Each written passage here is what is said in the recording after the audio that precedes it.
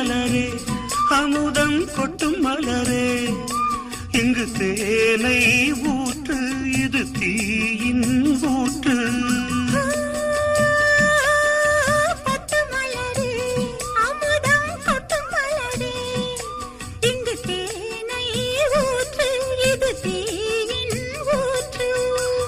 உள்ளிருக்கும் வேர்வை வந்து நீர் வார்க்கும்